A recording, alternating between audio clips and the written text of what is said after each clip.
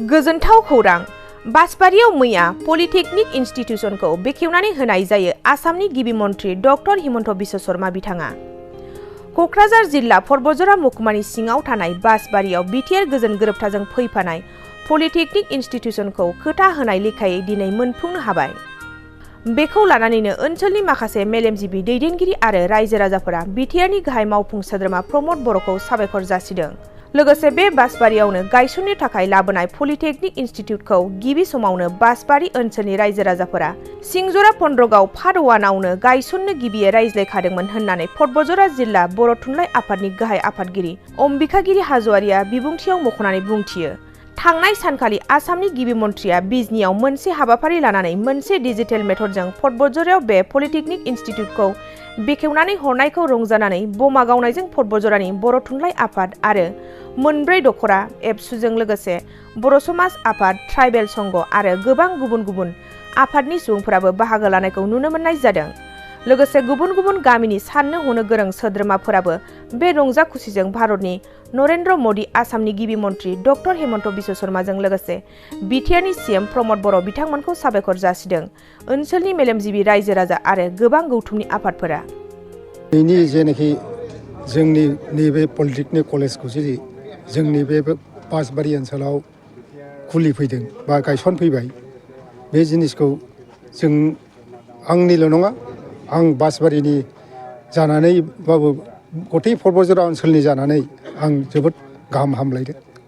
लोगोसे आं बासबारिनि जानानै बे जिनिसखौनो खावलायो जे फैगौ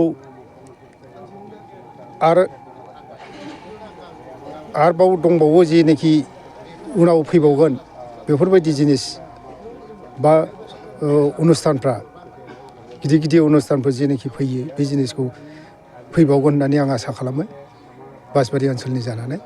खारन थांनाय 1988आव जोंनि दुलाराय बर' फरायसा आफादनि आफादगिरि मुस्रि उपेन्द्रनाथ ब्रह्मआनो बुंखालांदों जे बे परबजरा ओनसोलनि बिथोराव बासबारिखौ मोनसे हिस्ट्रिकेलि रेकर्ड दोननांगौ होननानै बिथाङा बार बार बे बासबारि ओनसोलावनो फैबाय थादों आरो बुंबाय थादोंबो।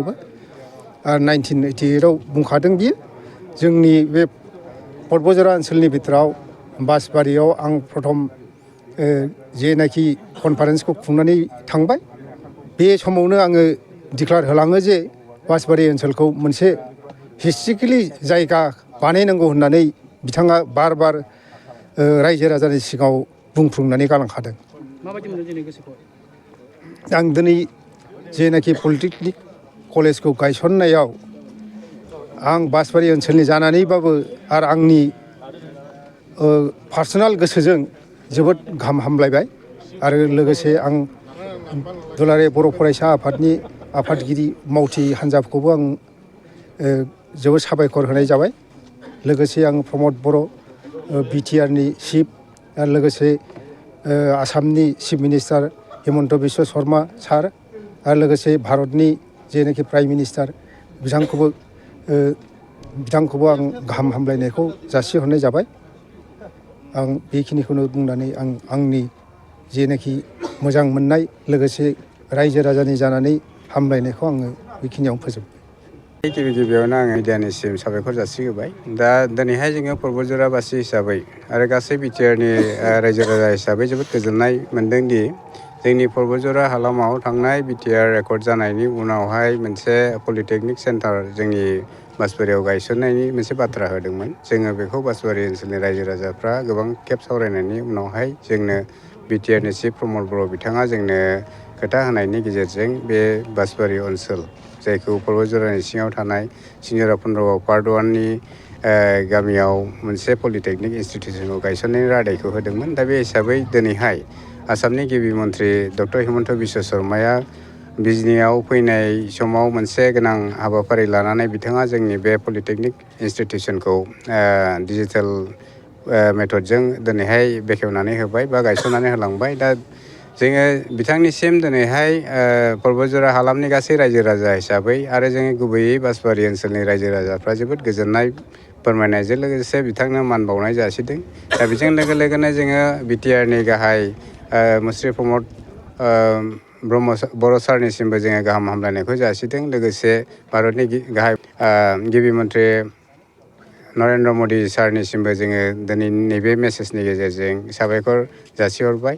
जों आसा खालामदों जे जोंनि बिटिआर ओनसोलाव जे बिटिआर एकर्डनि जे दफा बे दफा बायदियै जोंनि पर्बतझरा हालामाव नैबे पलिटेकनिक इन्सटिटिउसनखौ गायसननायजों जोंनि गोग्लैसोनानै थानाय ओनसोलाव गोबां फरायसुला फरायसुलि बिथांमोनहा बेवहाय टेक्न'लजि सोलोंथाइखौ लानानै गावनि जिउआव आवगायलांनो हागोन जों बेखौ आसा खालामदों। जों मिजिंथिदों जे गासै बिटिआरआवनो माखासे पलिटेकनिक इन्सटिटिउसनखौ गायसननायनि बाथ्रा दङ। दा जोंनि बासबारियाबो पर्बतझरा हालामनि बासबारियाबो बे बेलायाव गंसे मोननो हानायाव जों जोबोद गोजोननाय मोनदों। जों आसा खालामदों जोंनि बे बासबारि हालामा जारिमिनारि मोनसे जायगा जेराव दुलाराय बर' फरायसा आफादनि जे आलादा बर'लेण्ड सोरजिनायनि जे मोनसे सोमावसारनायनि गिबि खेबाव बेवहाय मोनसे कनफारेन्सनि गेजेरजों बे सोमावसारनायखौ जागायजेनदोंमोन। दा बिनि थाखाय जोङो आसा खालामदों जे उपेन्द्रनाथ ब्रह्म बिथांनि जे मोनसे सिमां बे सिमांनि मोनसे दालाय बा मोनसे पार्ट दिनैहाय जोङो बे पलिटेकनिक इन्सटिटिउसनखौ मोननो हाबाय होननानै जों सानदों। जों आसा खालामदों दिनैनि बे टेक्न'लजि इन्सटिटिउटखौ गायसननायनि पलिटेकनिक इन्सटिटिउसनखौ गायसननायनि गेजेरजों जोंनि गासै बिटिआरजों लोगोसे दुलाराय आसामाव थानाय एसे मेलेम गोनां गथ'फोरा जाहाथे सोलोंनानै गाव गावनि जिउखौ दैदेनलांनो हायो आरो जोंनि बिटिआर ओनसोलखौ जौगानाय आरो आसामाव जौगानायनि थाखाय हाबा मावनो हायो बेखौ आं आसा खालामबाय। दा आं बेखिनिखौनो बुंनानै फोजोबनाय जाबाय। गोजोन्थों। मोनसे गोजोनथाव खौरां। क'क्राझार सहरनि जेडि रडजों नांजाबनाय सुदेमपुरि गांजिमा बाजाराव थानाय आइ आफा मेडलाइफ बिएम हस्पिटालाव बेराम सोखानो हानायनि गोबां खाबु दं। आइ आफा मेडलाइफ बिएम हस्पिटालनि फेसिलिटिफोरानो जाबाय medical laboratory, pharmacy, paediatrics, medicine, gynaecology, dental, urology, dental x-ray, play area, x-ray, sonography, OT, ICU, NICU एबा पिआइसिइउ आरो आइ आफा मेडलाइफ बिएम हस्पिटाला 24 घन्टा जेब्लाबो खुलायै थागोन। लांलाय लाबोलायनि एम्बुलेन्सआबो मोजाङै सार्भिस थागोन। ओनसोलनि सुबुंफोरा बेराम आजारफोरजों भुगिनानै थाना दंब्ला थाबैनो नोंथांनि देहाखौ फाहामथाय लानो क'क्राझार सहरनि सुदेमपुरि गांजिमा बाजाराव थानाय आइ आफा मेडलाइफ बिएम हस्पिटालाव गोख्रैनो फाहामथाय लाफैनो हागोन।